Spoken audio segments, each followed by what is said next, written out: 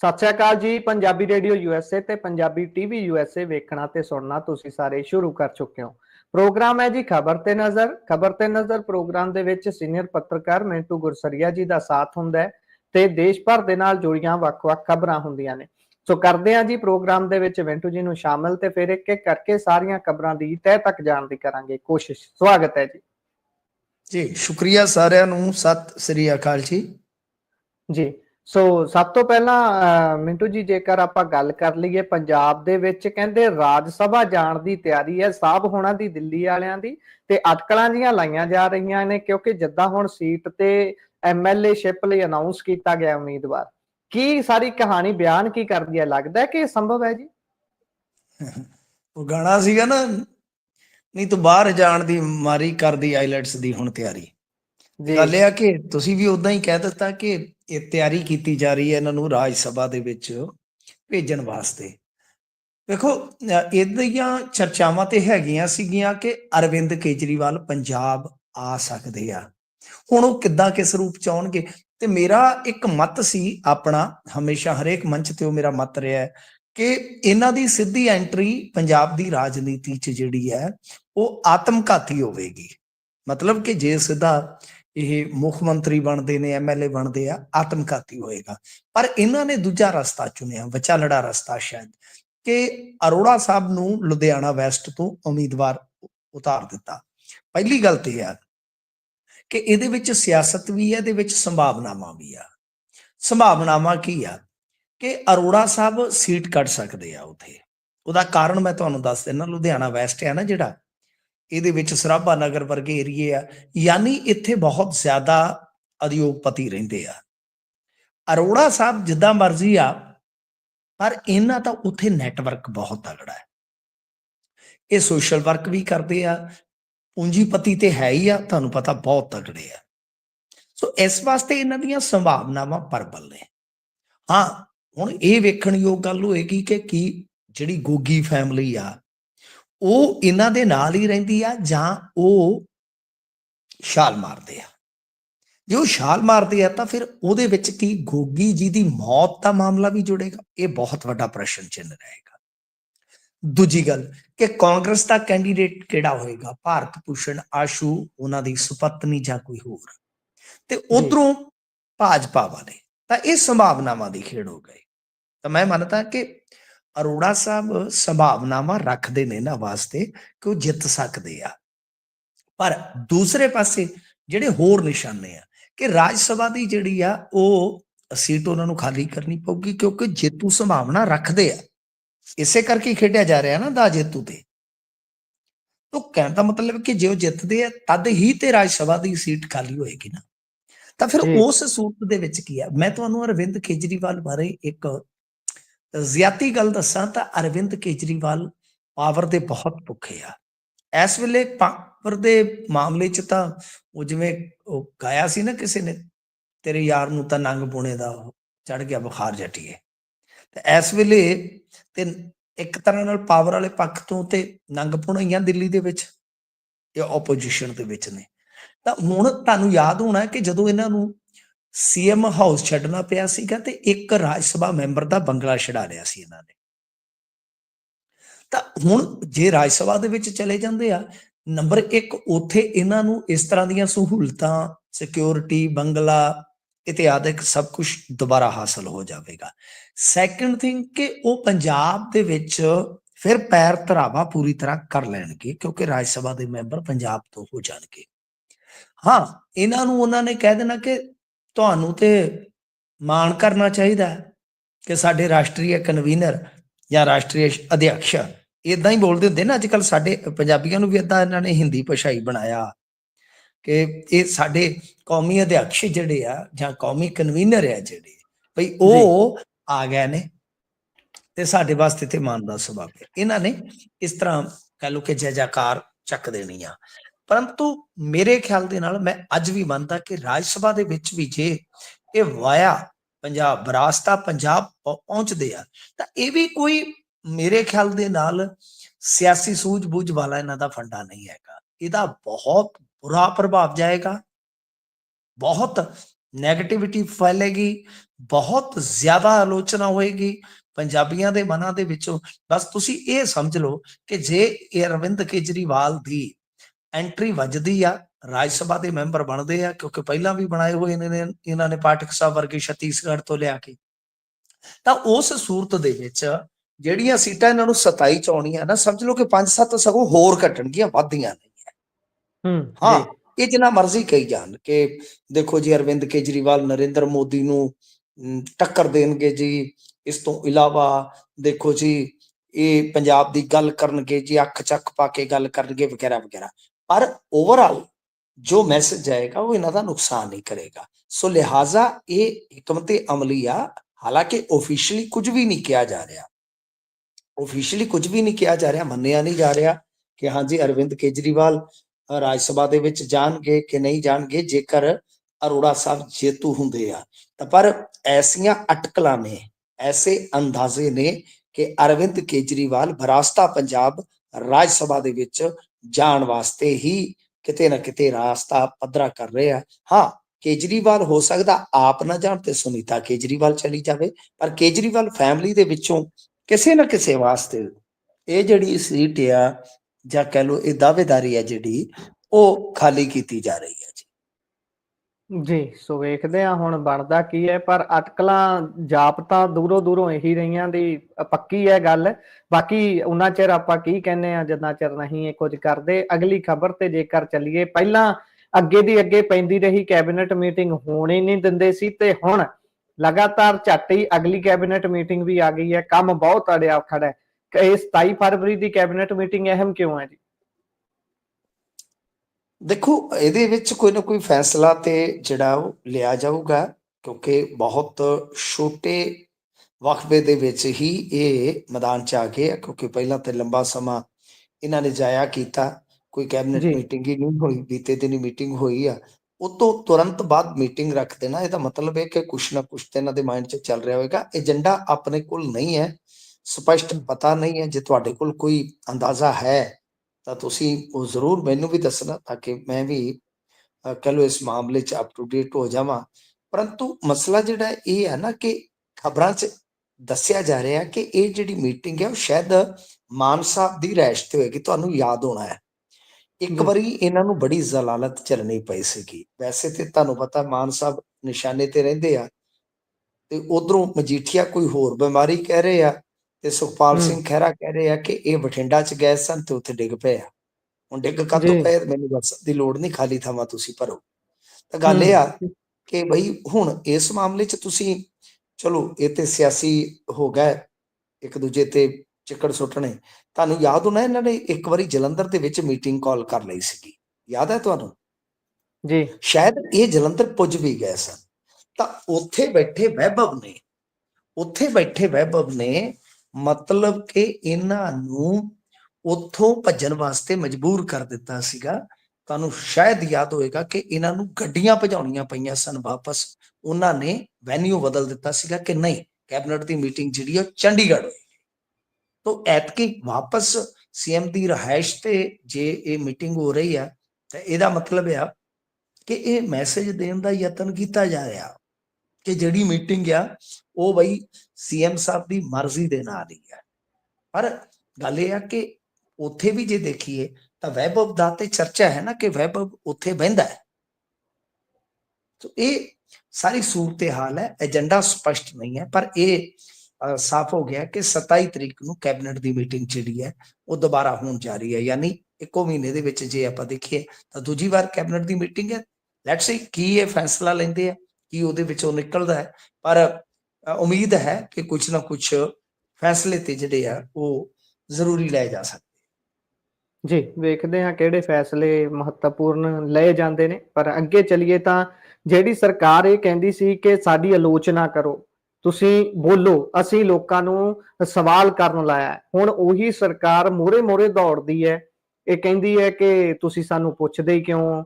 ਤੇ ਇੱਕ ਪੱਤਰਕਾਰ ਦੇ ਉੱਪਰ ਅੱਜ ਮਾਮਲਾ ਦਰਜ ਕੀਤਾ ਗਿਆ। ਹਾਲਾਂਕਿ ਕਥਿਤ ਤੌਰ ਤੇ ਕਿਹਾ ਤਾਂ ਇਹ ਵੀ ਜਾ ਰਿਹਾ ਵੀ ਹੋਰ ਵੀ ਮਾਮਲੇ ਦਰਜ ਕੀਤੇ ਪਏ ਨੇ, ਉਹ ਵੀ ਸਾਹਮਣੇ ਆਉਣ ਵਾਲੇ ਨੇ, ਤੇ ਉਧਰੋਂ ਜੇਲ੍ਹਾਂ ਚੋਂ ਧਮਕੀਆਂ ਪੱਤਰਕਾਰਾਂ ਨੂੰ ਆਈ ਜਾਂਦੀਆਂ ਨੇ। ਕੀ ਮਾਮਲਾ ਹੈ ਜੀ ਹੁਣ?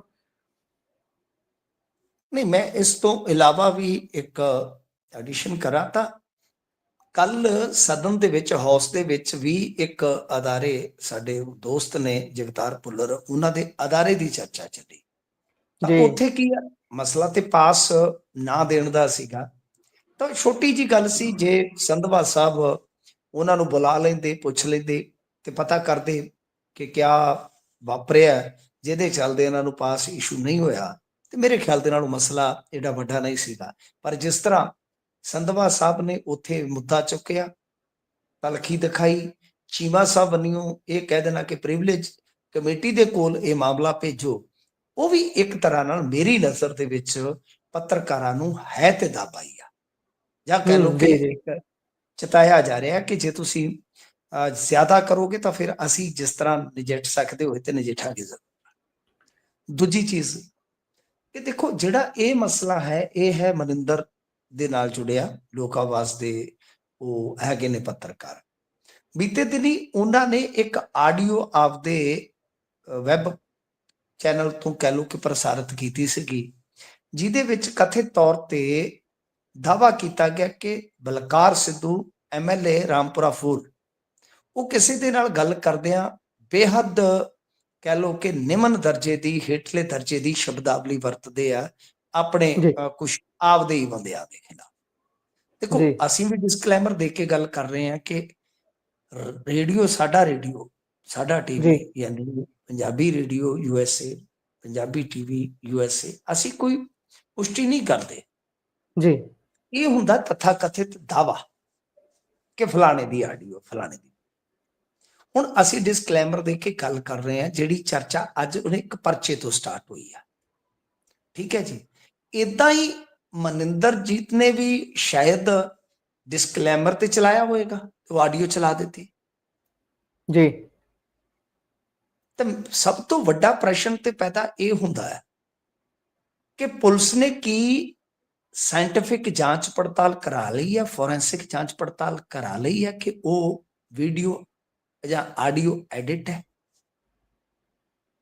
ਕੀ ਫੋਰੈਂਸਿਕ ਜਾਂਚ ਹੋ ਚੁੱਕੀ ਹੈ ਗੁਰਪ੍ਰੀਤ ਜੀ? ਵੱਡਾ ਮਸਲਾ ਹੈ। ਜੀ ਪੱਤਰਕਾਰ ਨੇ ਪ੍ਰਸਾਰਿਤ ਕੀਤੀ, ਉਹਨੇ ਡਿਸਕਲੇਮਰ ਲਾ ਦਿੱਤਾ ਕਿ ਅਸੀਂ ਪੁਸ਼ਟੀ ਨਹੀਂ ਕਰਦੇ, ਤਥਾ ਕਥਿਤ ਹੈ। ਜੀ ਤਾਂ ਕੀ ਤੁਸੀਂ ਪੁਸ਼ਟੀ ਕਰਵਾ ਲਈ? ਵੱਡਾ ਮੇਨ ਮਸਲਾ ਤੇ ਹੈ, ਕਿਉਂਕਿ FIR ਦੀ ਕਹਾਣੀ ਇੱਥੇ ਜੇ ਖਲੋਂਦੀ ਆ ਕਿ ਇਹਨਾਂ ਨੇ ਮਤਲਬ ਕਿ ਸਾਜ਼ਿਸ਼ਨ ਉਹ ਆਡੀਓ ਐਡਿਟ ਕਰਕੇ ਤੇ ਨਸ਼ਰ ਕੀਤੀ ਆ। ਤਾਂ ਆਡੀਓ ਐਡਿਟ ਕਰਕੇ ਨਸ਼ਰ ਕੀਤੀ ਆ, ਕਹਿਣ ਨੂੰ ਕੋਈ ਵੀ ਕਹਿ ਲਵੇ, ਕੀ ਪੁਲਿਸ ਨੇ ਵੈਰੀਫਾਈ ਕਰ ਲਿਆ? ਤੇ ਵੈਰੀਫਾਈ ਕਰਨ ਵਾਸਤੇ ਕੀ ਹੁੰਦਾ ਕਿ ਤੁਸੀਂ ਫੋਰੈਂਸਿਕ ਜਾਂਚ ਦਾ ਸਰਟੀਫਿਕੇਟ ਹਾਸਲ ਕਰੋ। ਅਜਿਹਾ ਹੋਇਆ ਨਹੀਂ? ਤਾਂ ਸ਼ਿਕਾਇਤਕਰਤਾਵਾਂ ਦੀ ਜੇ ਗੱਲ ਕਰੀਏ, ਸ਼ਿਕਾਇਤਕਰਤਾ ਤੇ ਬਥੇਰੇ ਨੇ ਜੀ। ਇਹਨਾਂ ਦੇ ਆਪਣੇ ਬੰਦਿਆਂ ਦੀਆਂ ਫੋਟੋਆਂ ਮੁੜ ਕੇ ਵਾਇਰਲ ਹੋ ਜਾਂਦੀਆਂ। ਮਾਲੀ ਦੀ ਸ਼ਿਕਾਇਤ ਕਰਨ ਵਾਲਾ ਤੁਹਾਨੂੰ ਪਤਾ ਹੀ ਕੌਣ ਸੀ। ਇਸ ਤੋਂ ਇਲਾਵਾ ਤੁਹਾਨੂੰ ਪਤਾ ਹੀ ਆ ਕਿ ਦਿੱਲੀ ਦੀ ਉਸ ਪੱਤਰਕਾਰ ਨੂੰ ਫੜਾਉਣ ਵਾਲੇ ਕੌਣ ਸਨ? ਜਿਸ ਪੱਤਰਕਾਰ ਨੇ ਸ਼ੀਸ਼ ਮਹਿਲ ਦੀ ਸਭ ਤੋਂ ਪਹਿਲਾਂ ਸਟੋਰੀ ਕੀਤੀ ਸੀ ਲੁਧਿਆਣੇ ਚੋਂ, ਉਸਨੂੰ ਚੁਕਵਾਇਆ ਗਿਆ ਜੀ ਸੀ, ਜਿਹਦੇ ਵਾਸਤੇ ਜੀ ਰਾਤ ਨੂੰ ਹਾਈ ਕੋਰਟ ਖੁੱਲਿਆ ਤੇ 2:30 ਵਜੇ ਕਿ 3 ਵਜੇ ਸਵੇਰੇ ਉਹਨੂੰ ਜੇਲ੍ਹ ਚੋਂ ਰਿਹਾ ਕਰਨਾ ਪਿਆ ਸੀ। ਸੁਖਨੈਬ ਸਿੰਘ ਸਿੱਧੂ ਦਾ ਕੀ ਕਸੂਰ ਸੀ? ਜੀ ਉਹਨਾਂ ਨੇ ਵੀ ਮਤਲਬ ਕਿ ਇੱਕ ਇਦਾਂ ਹੀ ਖਬਰ ਕੀਤੀ ਸੀ। ਦੂਜਾ ਮੇਰਾ ਸਵਾਲ ਇਹ ਹੈ, ਮਤਲਬ ਕਿ ਸ਼ਿਕਾਇਤਕਰਤਾ ਤੇ ਇਸ ਤਰ੍ਹਾਂ ਦੇ ਤੁਹਾਡੇ ਬਣ ਜਾਂਦੇ ਆ। ਦੂਜਾ ਮੇਰਾ ਸਵਾਲ ਇਸ ਚੀਜ਼ ਨੂੰ ਲੈ ਕੇ ਇਹ ਵੀ ਹੈ ਗੁਰਪ੍ਰੀਤ ਜੀ, ਕਿ ਅੱਜ ਤੁਸੀਂ ਕਹਿ ਰਹੇ ਹੋ ਇਹਨਾਂ ਦੇ ਬਹੁਤ ਸਾਰੇ ਸਮਰਥਕ, ਪ੍ਰਸ਼ੰਸਕ, ਕਿਉਂਕਿ ਸਾਡਾ ਫਰਜ਼ ਬਣਦਾ ਅਸੀਂ ਬੋਲਦੇ ਹਾਂ। ਜਿੱਥੇ ਪੱਤਰਕਾਰ ਗਲਤ ਹੁੰਦੇ, ਮੈਂ ਇਹੋ ਜਿਹਾ ਬੰਦਾ ਜੀ, ਮੈਂ ਪੱਤਰਕਾਰਾਂ ਦੀ ਵਿਲੋਚਨਾ ਕਰ ਦੇਣਾ ਜਾਂ ਚੁੱਪ ਕਰਕੇ ਮੈਂ ਸਾਈਡ ਹੋ ਜਾਂਦਾ। ਕਦੇ ਗਲਤ ਬੰਦੇ ਦੀ ਮੈਂ ਨਹੀਂ ਸਪੋਰਟ ਕਰਦਾ। ਜੋ ਮੇਰੀ ਨਜ਼ਰ 'ਚ ਮੈਨੂੰ ਲੱਗਦਾ ਕਿ ਗਲਤ ਹੈ, ਉਹਦਾ ਕੰਮ ਕਰਨ ਦਾ ਤਰੀਕਾ ਗਲਤ ਹੈ, ਤੇ ਜੋ ਸਹੀ ਹੈ ਉਹ ਗੁਰਪ੍ਰੀਤ ਜੀ ਤੋਂ ਤੁਸੀਂ ਪਰਸਨਲ ਵੀ ਦੱਸ ਸਕਦੇ ਹੋ ਕਿ ਮੈਂ ਕਿੱਥੋਂ ਤੱਕ ਸਟੈਂਡ ਲੈ ਜਾਂਦਾ ਜੀ। ਜੀ ਫਿਰ ਜੀ ਨਹੀਂ ਆਪਾਂ ਕਿਸੇ ਵੀ ਬੰਦੇ ਦਾ ਸਾਥ ਛੱਡਦੇ। ਤਾਂ ਮੈਂ ਵੀ ਪਾਇਆ ਸੀਗਾ ਤੇ ਮੈਂ ਥੱਲੇ ਵੇਖਿਆ ਕੁਝ ਬੰਦੇ ਆ ਕੇ ਕਹਿ ਰਹੇ ਕਿ ਇਹ ਪੱਤਰਕਾਰ ਨੂੰ ਸਬਕ ਸਿਖਾਉਣਾ ਚਾਹੀਦਾ ਜੀ, ਇਦਾਂ ਉਦਾਂ। ਉਹ ਮਤਲਬ ਕਿ ਪੱਤਰਕਾਰਤਾ ਸਿਖਾ ਰਹੇ ਆ। ਸਵਾਲ ਇੱਥੇ ਪੈਦਾ ਹੁੰਦਾ ਕਿ ਜਦੋਂ ਰਾਜਾ ਵੜਿੰਗ ਦੀ ਆਡੀਓ ਵਾਇਰਲ ਹੁੰਦੀ ਸੀ, ਕਿ ਉਦੋਂ ਤੁਸੀਂ ਇਹ ਪੁੱਛਿਆ ਸੀਗਾ ਕਿ ਡਿਸਕਲੇਮਰ ਹੀ ਲਾ ਕੇ ਤੁਸੀਂ ਇਕੱਲਾ ਚਲਾ ਦਿੱਤਾ ਕਿ ਇਹਦੀ ਫੋਰੈਂਸਿਕ ਜਾਂਚ ਪੜਤਾਲ ਕੀਤੀ ਹੈ ਪਹਿਲਾਂ?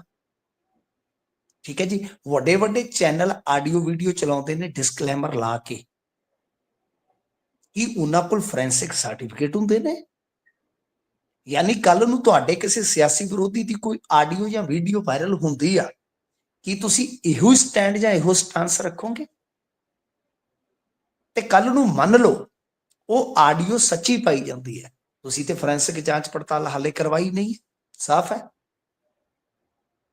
ਮੰਨ ਲਓ ਕੋਰਟ ਦੇ ਵਿੱਚ ਮੁਕੱਦਮਾ ਚੱਲਦਾ ਹੈ, ਲੈਟਸ ਸਪੋਜ਼ ਮੁਕੱਦਮਾ ਚੱਲਦਾ ਹੈ, ਮੁਕੱਦਮੇ 'ਚ ਮਨਿੰਦਰ ਅੜਦਾ ਤੇ ਕਹਿੰਦਾ ਕਿ ਇਸ ਆਡੀਓ ਨੂੰ ਫੋਰੈਂਸਿਕ ਲੈਬ 'ਚ ਭੇਜਿਆ ਜਾਵੇ, ਉੱਥੋਂ ਉਹ ਆਡੀਓ ਸੱਚੀ ਸਿੱਧ ਹੋ ਜਾਂਦੀ ਹੈ, ਤਾਂ ਫਿਰ ਤੁਹਾਡੇ ਚੋਂ ਮਾਫੀ ਕੌਣ ਮੰਗੇ? ਪੁਲਿਸ ਕਿ ਸਰਕਾਰ?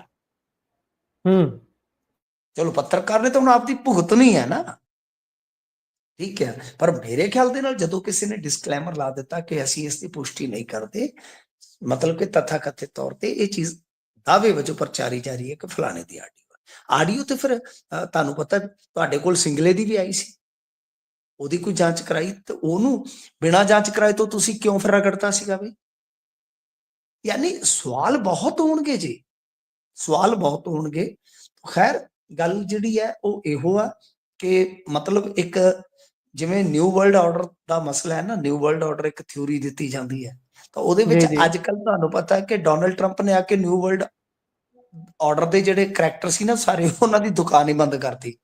ਜਿਹੜੇ ਕਹਿੰਦੇ ਸੀ ਇਹ ਫਲਾਣੇ ਇਲੂਮੀਨੇਟੀ ਹੈ, ਚਲੋ ਜੀ ਇਹ ਉਸ ਗਰੁੱਪ ਦੇ ਮੈਂਬਰ ਆ, ਹੁਣ ਮੈਂ ਕੀ ਨਾਮ ਲੈਣੇ ਆ, ਤਾਂ ਉਹਨਾਂ ਦੀ ਦੁਕਾਨ ਹੀ ਬੰਦ ਕਰ ਦਿੱਤੀ ਉਹਨਾਂ ਨੇ। ਤਾਂ ਤੁਸੀਂ ਨਵੇਂ ਸਿਰੇ ਤੋਂ ਆ ਕੇ ਹੁਣ ਯਾਨੀ ਦਿੱਲੀ ਹਾਰ ਤੋਂ ਬਾਅਦ ਆ ਕੇ ਫਿਰ ਉਹਨਾਂ ਲੱਛਣਾਂ ਤੇ ਹੋ ਗਏ ਕਿ ਉਹਨੂੰ ਵੀ ਦਾਬਾ ਉਹਨੂੰ ਵੀ ਦਾਬਾ।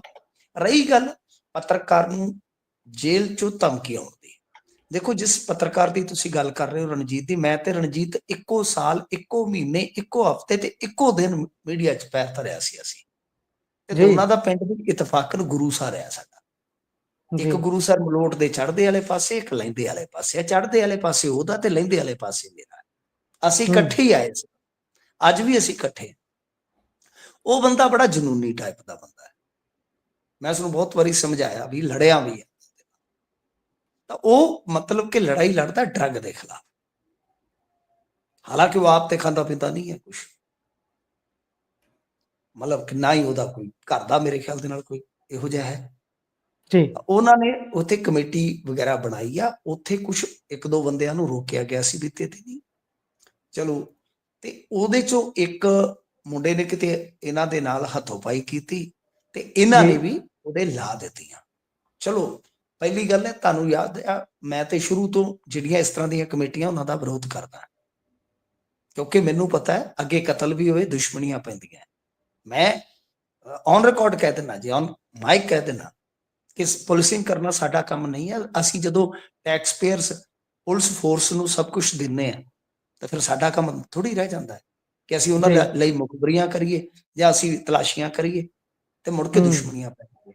ਹੁਣ ਉਹਨਾਂ ਦੇ ਨਾਲ ਦਾ ਬੰਦਾ ਬੈਠਾ ਜੇਲ੍ਹ 'ਚ, ਠੀਕ ਹੈ ਜੀ, ਉਸਨੇ ਮੈਸੇਜ ਪਾਸ ਕਰ ਦਿੱਤਾ ਕਿ ਬਈ ਸੁਨੇਹਾ ਦੇ ਦਿਓ ਤਗੜਾ ਹੋਵੇ, ਮੈਂ ਆ ਕੇ ਤੇ ਕਾਰਵਾਈ ਪਾਊਂਗਾ।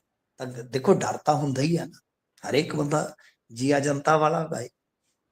ਖੈਰ ਇਹ ਸਭ ਕੁਛ ਹੈ। ਹੁਣ ਇੱਥੇ ਆ ਕੇ ਫਿਰ ਗੱਲ ਉਧਰ ਨੂੰ ਜੁੜਦੀ ਆ ਕਿ ਕੀ ਇਸ ਪੱਤਰਕਾਰ ਦੇ ਮਾਮਲੇ ਦੇ ਵਿੱਚ, ਰਣਜੀਤ ਵਾਲੇ ਮਾਮਲੇ ਦੇ ਵਿੱਚ, ਕੀ ਤੁਸੀਂ ਉਨੀ ਤਤਪਰਤਾ ਦਿਖਾਓਗੇ ਜਿੰਨੀ ਤਤਪਰਤਾ ਤੁਸੀਂ ਮਨਿੰਦਰ ਵਾਲੇ ਮਾਮਲੇ 'ਚ ਦਿਖਾਤੀ ਹੈ? ਹੁਣ ਇੱਥੇ ਤੁਸੀਂ ਕਰੋਗੇ ਨਹੀਂ ਜੀ ਅਸੀਂ ਜਾਂਚ ਕਰਾਂਗੇ ਕਿ ਜੇਲ੍ਹ 'ਚੋਂ ਕਿੱਦਾਂ ਫੋਨ ਆ ਗਿਆ ਜਾਂ ਮੈਸੇਜ ਆ ਗਿਆ ਜੀ, ਅਸੀਂ ਜਾਂਚ ਕਰਾਂਗੇ, ਉੱਥੇ ਤੁਹਾਡਾ ਸਟੈਂਡਰਡ ਵੱਖਰਾ ਹੋ ਜਾਏਗਾ।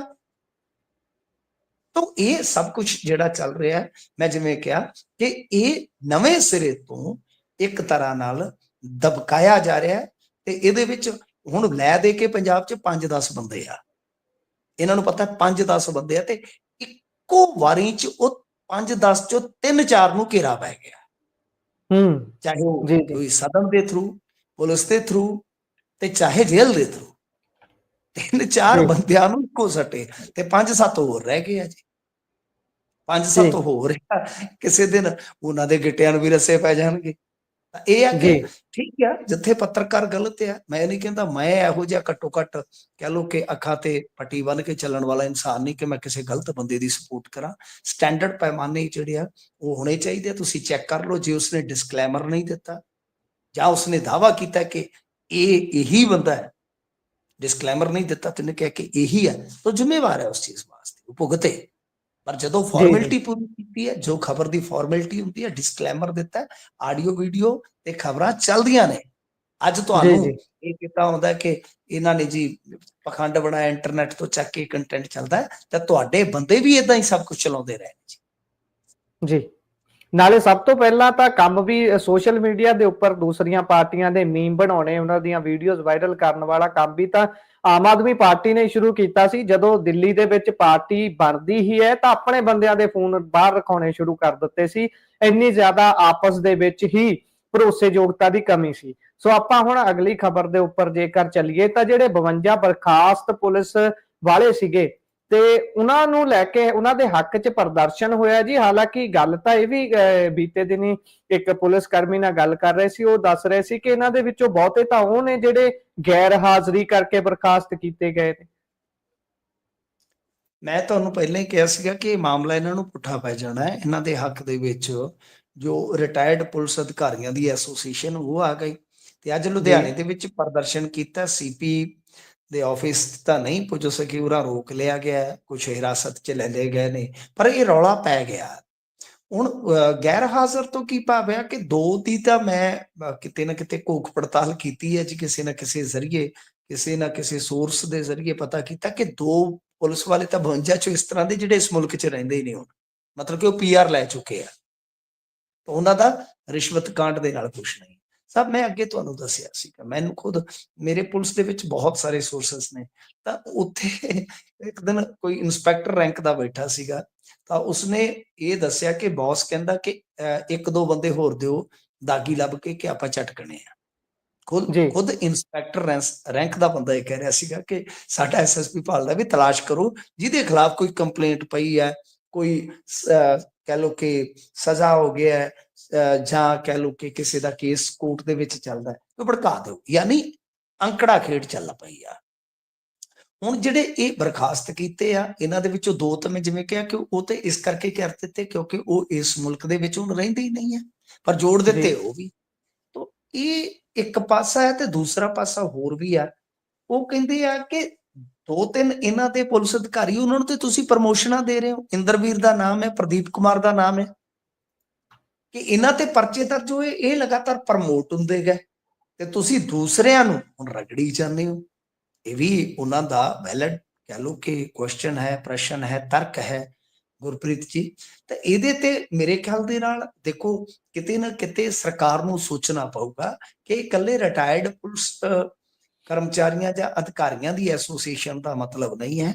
ਇਹਦਾ ਜੀ ਮਤਲਬ ਇਹ ਆ ਕਿ ਜੇ ਉਹ ਅੱਜ ਪ੍ਰਦਰਸ਼ਨ ਤੱਕ ਪਹੁੰਚੇ ਆ ਤਾਂ ਕਿਤੇ ਨਾ ਕਿਤੇ ਜੋ ਇਹਨਾਂ ਦੀ ਪੁਲਿਸ ਫੋਰਸ ਆ ਉਹਦੇ ਵਿੱਚ ਇਹ ਚੀਜ਼ਾਂ ਦਾ ਮੈਸੇਜ ਜਿਹੜਾ ਹੈ ਉਹ ਨੈਗੇਟਿਵ ਜਾ ਰਿਹਾ ਹੈ। ਜਾ ਰਿਹਾ। ਠੀਕ ਹੈ ਨਾ ਜੀ। ਜੀ ਜੀ ਤੋ ਬਈ ਵੱਡੇ ਅਫਸਰਾਂ ਤੇ ਕਾਰਵਾਈ ਨਹੀਂ ਕਰ ਰਹੇ ਤਾਂ ਤੁਸੀਂ ਸਾਡੀ ਬਲੀ ਛੋਟਿਆਂ ਦੀ ਜਿਹੜੀ ਹੈ ਉਹ ਇਸ ਕਰਕੇ ਲੈ ਰਹੇ ਹੋ ਕਿਉਂਕਿ ਤੁਹਾਡੀ ਰਾਜਨੀਤੀ ਜਿਹੜੀ ਹੈ ਉਹ ਉਹਦੀ ਡਿਮਾਂਡ ਕਰਦੀ ਹੈ। ਸੋ ਇਹ ਚੀਜ਼ਾਂ ਨੇ, ਇਹਨਾਂ ਨੂੰ ਦੇਖਣਾ ਪਵੇਗਾ। ਹਾਲਾਂਕਿ ਪੈਮਾਨਾ ਇੱਕੋ ਕਰਨ, ਚਾਹੇ ਕੋਈ ਆਈਪੀਐਸ ਹੈ, ਚਾਹੇ ਕੋਈ ਪੀਪੀਐਸ ਹੈ, ਚਾਹੇ ਕੋਈ ਛੋਟੇ ਰੈਂਕ ਦਾ ਹੈ, ਜੇਕਰ ਕੋਈ ਇਦਾਂ ਦਾ ਪਾਇਆ ਜਾਂਦਾ ਹੈ ਤਾਂ ਭਾਈ ਉਹਨੂੰ ਠੀਕ ਹੈ ਕਾਨੂੰਨੀ ਜੋ ਵੀ ਪ੍ਰਕਿਰਿਆ ਉਹਦੇ ਵਿੱਚ ਲਿਆ ਕੇ ਉਹਨੂੰ ਨੌਕਰੀ ਤੋਂ ਜਿੱਦਾਂ ਵੀ ਕਰਨਾ, ਬਹਾਲ ਕਰਨਾ, ਕਿਸੇ ਨੂੰ ਮੁਅੱਤਲ ਕਰਨਾ, ਕਿਸੇ ਨੂੰ ਬਰਖਾਸਤ ਕਰਨਾ, ਉਹ ਸਭ ਕੁਝ ਉਸ ਤਰੀਕੇ ਨਾਲ ਹੋਣਾ ਚਾਹੀਦਾ। ਪਰ ਉਹਦੇ ਵਾਸਤੇ ਪੈਮਾਨਾ ਜਿਹੜਾ ਉਹ ਇੱਕੋ ਜਿਹਾ ਹੋਣਾ ਚਾਹੀਦਾ।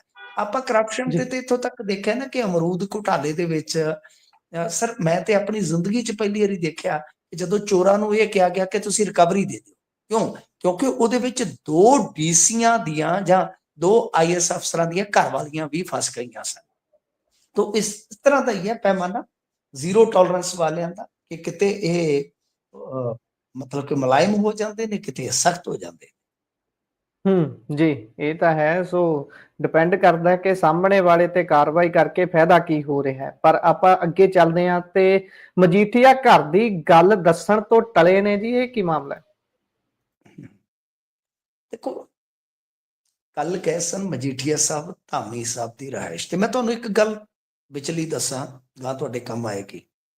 ਜੀ ਤੁਹਾਨੂੰ ਲੱਗਦਾ ਹੈ ਆਮ ਤੌਰ ਤੇ ਕਿ ਐਸਜੀਪੀਸੀ ਦੇ ਵਿੱਚ ਦਖਲ ਸੁਖਬੀਰ ਸਿੰਘ ਬਾਦਲ ਦਾ ਹੈ? ਜੇ ਤੁਸੀਂ ਇਹ ਗੱਲ ਸੋਚਦੇ ਹੋ ਤਾਂ ਤੁਸੀਂ ਗਲਤ ਹੋ। ਤਾਂ ਅੱਜ ਕੱਲ ਜ਼ਿਆਦਾਤਰ ਜੇ ਕਿਸੇ ਦਾ ਪ੍ਰਭਾਵ ਹੈ ਤਾਂ ਉਹ ਹੈ ਬੀਬਾ ਬਾਦਲ ਅਤੇ ਮਜੀਠੀਆ ਸਾਹਿਬ। ਇਹ ਨਵੀਂ ਗੱਲ ਦੱਸ ਰਿਹਾ, ਗੱਲ ਜ਼ਿੰਮੇਵਾਰੀ ਨਾਲ ਦੱਸ ਰਿਹਾ। ਤੇ ਤੁਸੀਂ ਦੇਖ ਲਓ ਨਰੈਣ ਸਿੰਘ ਚੌੜਾ ਵਾਲੇ ਪ੍ਰਕਰਨ ਚੋਂ ਵੀਡੀਓ ਕੱਢ ਕੇ ਕੌਣ ਲਿਆਉਂਦਾ ਸੀ, ਕਿਹਦੇ ਟੇਬਲ ਤੇ ਆਉਂਦੀਆਂ ਸੀ। ਜਦੋਂ ਅੱਜ ਧਾਮੀ ਸਾਹਿਬ ਨੂੰ ਮਨਾਉਣ ਦੀ ਵਾਰੀ ਆਈ ਆ, ਜਦੋਂ ਸਾਰੇ ਹੰਬ ਗਏ ਆ, ਤਾਂ ਸੁਖਬੀਰ ਸਿੰਘ ਬਾਦਲ ਨਹੀਂ ਜਾ ਰਹੇ, ਮਜੀਠੀਆ ਸਾਹਿਬ ਜਾ ਰਹੇ ਆ। ਤਾਂ ਕੁਝ ਚੀਜ਼ਾਂ ਜਿਹੜੀਆਂ ਨਾ ਉਹ ਪਹਿਲਾਂ ਪਤਾ ਹੁੰਦੀਆਂ, ਕਿਸੇ ਮੌਕੇ ਤੇ ਆ ਕੇ ਉਹ ਜੁੜ ਜਾਂਦੀਆਂ ਇਹੋ ਜਿਹੇ ਪ੍ਰਕਰਨ ਦੇ ਨਾਲ।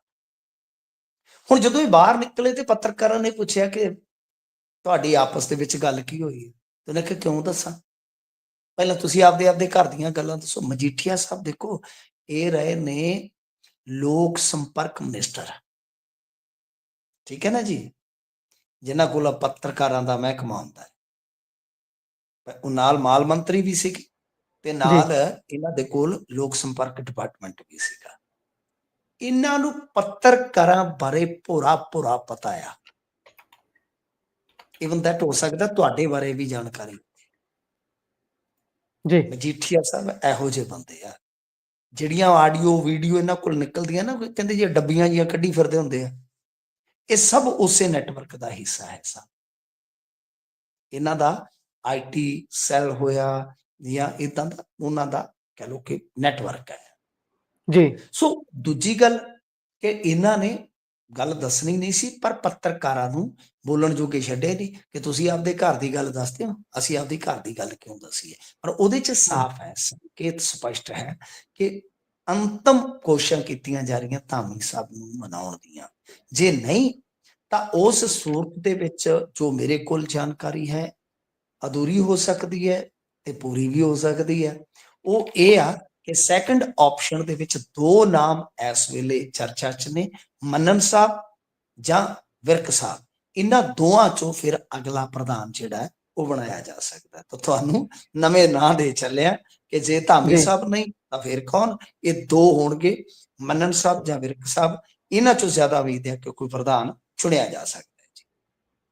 ਜੀ, ਵੈਸੇ ਵੀ ਵਿਰਕ ਸਾਹਿਬ ਜਿਹੜੇ ਨੇ ਉਹਨਾਂ ਨੂੰ ਲੈ ਕੇ ਕਾਫੀ ਤਰ੍ਹਾਂ ਦੀਆਂ ਟਿੱਪਣੀਆਂ ਸੋਸ਼ਲ ਮੀਡੀਆ ਤੇ ਦੇਖਣ ਨੂੰ ਆਮ ਤੌਰ ਤੇ ਮਿਲ ਜਾਂਦੀਆਂ ਨੇ। ਉਹਨਾਂ ਚੋਂ ਇੱਕ ਤਾਂ ਇੱਥੋਂ ਤੱਕ ਕਹਿ ਦਿੱਤਾ ਜਾਂਦਾ ਹੈ ਕਿ ਮੈਸੇਂਜਰ ਆਫ ਬਾਦਲ ਇਹੀ ਨੇ, ਜਿਹੜਾ ਵੀ ਮੈਸੇਜ ਇੱਧਰ ਉੱਧਰ ਕਰਨਾ ਹੁੰਦਾ ਇਹਨਾਂ ਦੇ ਵੱਲੋਂ ਹੀ ਹੁੰਦਾ। ਸੋ ਅਗਲੀ ਖਬਰ ਤੇ ਜੇਕਰ ਆਪਾਂ ਚੱਲੀਏ ਤਾਂ ਰਿਫਾਈਨਰੀ ਦੇ CSR ਦਾ ਰੌਲਾ ਆਡਿਟ ਤੱਕ ਪਹੁੰਚਿਆ ਜੀ। ਇਹਦੀ ਸ਼ਾਇਦ ਗੱਲ ਵਿਧਾਨ ਸਭਾ 'ਚ ਵੀ ਕੱਲ ਤੁਰੀ ਸੀ। ਦੇਖੋ CSR ਕੀ ਹੁੰਦਾ, ਇਹ ਇੱਕ ਕਹਿ ਲਓ ਕਿ ਜਿੱਦਾਂ ਕਾਰਪੋਰੇਟ ਹੈ, ਕੰਪਨੀਆਂ, ਇੰਡਸਟਰੀ ਹੈ, ਤਾਂ ਇਹਨਾਂ ਤੇ 2% ਨੈਟ ਪ੍ਰੋਫਿਟ ਦੇ ਵਿੱਚੋਂ ਫੰਡ ਜਿਹੜਾ ਸੋਸ਼ਲ ਵੈਲਫੇਅਰ ਦੇ ਕੰਮਾਂ ਤੇ ਲਾਉਣਾ ਤਾਂ ਉਹਨੂੰ CSR ਫੰਡ ਕਹਿ ਦਿੰਦੇ ਜੀ। ਠੀਕ ਹੈ ਜੀ। ਤਾਂ ਗੱਲ ਇਹ ਆ ਕਿ ਇਹ ਇਹਨਾਂ ਨੇ ਆંકੜਾ ਦਿੱਤਾ ਹੈ। ਬਲਜਿੰਦਰ ਕੌਰ ਜੀ ਨੇ ਮਸਲਾ ਚੁੱਕਿਆ ਸੀਗਾ, ਤਲਵੰਡੀ ਸਾਬੋ ਤੋਂ ਵਿਧਾਇਕਾ ਨੇ, ਉਹ ਲੰਮੇ ਸਮੇਂ ਤੋਂ ਕਹਿ ਲਓ ਕਿ ਪਾਰਟੀ ਦੇ ਨਾਲ ਜੁੜੇ ਹੋਏ ਨੇ, ਸੀਨੀਅਰ ਆਗੂ ਨੇ, ਦਿੱਲੀ ਦੇ ਬਹੁਤ ਨੇੜੂ ਨੇ, ਹਾਈਕਮਾਨ ਦੇ ਬਹੁਤ ਨੇੜੂ ਨੇ। ਤਾਂ ਉਹਨਾਂ ਨੇ ਸਵਾਲ ਲਾਇਆ ਸੀ, ਇਹਨਾਂ ਨੇ ਜਵਾਬ ਦਿੱਤਾ ਕਿ ਉਹਨਾਂ ਦਾ 180 ਕਰੋੜ ਬਣਦਾ ਸੀਗਾ, 153 ਕਰੋੜ ਉਹ ਖਰਚੀ ਬੈਠੇ ਆ। ਤੇ ਦੂਜੇ ਪਾਸੇ ਹੁਣ ਇਹ ਆਡਿਟ ਮੰਗਦੇ ਆ ਕਿ ਇਹ ਸਾਨੂੰ ਆਡਿਟ ਕਰਕੇ ਦਿਓ। ਕਿਉਂ? ਕਿਉਂਕਿ ਉਹ ਕਹਿੰਦੇ ਜੀ 4 ਝੂਲੇ ਲਾ ਕੇ ਕਿਸੇ ਜਗ੍ਹਾ ਤੇ, ਆ ਜਿਹੜੇ ਪਲੇਵੇ ਸਕੂਲ ਜੇ ਹੁੰਦੇ ਆ, ਕਿ ਉਹਨਾਂ ਦੇ ਵਿੱਚ ਤੇ ਬਿੱਲੇ 5 ਲੱਖ ਦਾ ਪਾਈ ਬੈਠੇ ਆ ਕਿ ਆਡਿਟ ਕਰਾਇਆ ਜਾਵੇ। ਪਹਿਲੀ ਗੱਲ ਤੇ ਇਹ ਆ ਕਿ ਆਡਿਟ ਸੈਂਟਰ ਸਰਕਾਰ ਦਾ ਵੀ ਹੁੰਦਾ ਹੈ ਇਹਦੇ 'ਚ। ਸੈਕਿੰਡ ਥਿੰਗ ਕਿ ਇਹਨਾਂ ਨੇ ਜਿਹੜਾ ਉੱਥੇ ਰਾਜ ਸਭਾ ਦਾ ਮੈਂ ਡਾਕੂਮੈਂਟ ਕੱਢਿਆ, ਉਹਦੇ 'ਚ ਕਿਹਾ ਕਿ ਪੰਜਾਬ 'ਚ ਹੀ ਖਰਚਿਆ ਜੀ 153 ਕਰੋੜ। ਨਹੀਂ, ਮੈਨੂੰ ਨਹੀਂ ਲੱਗਦਾ। ਕਿਉਂ? ਕਿਉਂਕਿ ਮੈਨੂੰ ਯਾਦ ਆ ਕਿ ਇਸ ਰਿਫਾਈਨਰੀ ਨੇ ਕੋਵਿਡ ਦੇ ਦੌਰਾਨ ਸੈਂਟਰ ਨੂੰ ਵੀ ਇਸ CSR ਫੰਡ ਦੇ ਵਿੱਚੋਂ ਹੈਲਪ ਕੀਤੀ ਸੀਗੀ। ਠੀਕ ਹੈ ਜੀ। ਤੀਜੀ ਚੀਜ਼ ਇਹ ਆ ਇਸ ਵਿੱਚ, ਹੁਣ ਮੈਨੂੰ ਪਤਾ ਨਹੀਂ ਹੈ ਕਿਉਂਕਿ ਇਕੱਲੇ ਇਹ ਨਹੀਂ ਹੁੰਦੇ ਕਿ ਮਤਲਬ ਸਕੂਲਾਂ ਦੇ ਵਿੱਚ ਕੁਝ ਬਣਾ ਦਿੱਤਾ। ਇਹ ਹਾਇਰ ਐਜੂਕੇਸ਼ਨ ਦੇ ਜਿਹੜੇ ਮਤਲਬ ਕਿ ਪਾਤਰੀ ਹੁੰਦੇ ਆ ਬੱਚੇ, ਉਹਨਾਂ ਦੀ ਸਿੱਖਿਆ ਨੂੰ ਸਪਾਂਸਰ ਕਰਦੇ ਆ। ਕੁਝ ਬੱਚੇ IIT ਵਗੈਰਾ ਤੱਕ ਵੀ ਪਹੁੰਚੇ। ਇਹ ਸਭ ਕੁਝ CSR ਦੇ ਜ਼ਰੀਏ ਚੱਲਦਾ ਆ। ਤਾਂ ਇਧਰੋਂ ਮਤਲਬ ਕਿ ਇਹਨਾਂ ਦਾ ਦੋਸ਼ ਹੈ ਕਿ CSR ਦੀਆਂ ਗਲਤ ਕਹਿ ਲਓ ਕਿ ਵੀ ਬਿਲਿੰਗ ਵਗੈਰਾ ਜਿਹੜੀਆਂ ਕਰਵਾਈਆਂ ਜਾ ਰਹੀਆਂ, ਦਿਖਾਏ ਜਾ ਰਹੇ ਆ।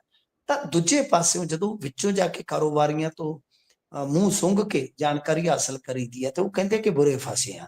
ਸਰਕਾਰ ਦਾ CSR ਜ਼ਰੂਰ ਦੇਣਾ ਹੈ, ਪਰ ਕੁਝ ਥਾਵਾਂ ਤੇ ਕੀ ਆ ਕਿ ਵਿਧਾਇਕ ਜਿਹੜੇ ਆ ਉਹ ਚਾਹੁੰਦੇ ਆ ਕਿ ਫੰਡ ਜਿਹੜਾ ਹੈ ਉਹ ਸਾਡੇ ਥਰੂ ਵਰਤਿਆ ਜਾਵੇ। ਹੁਣ ਕਾਤੋਂ ਕਹਿੰਦੇ ਆ, ਕਾਤੋਂ ਚਾਹੁੰਦੇ ਹੋ ਸਭਨਾਂ ਨੂੰ ਪਤਾ।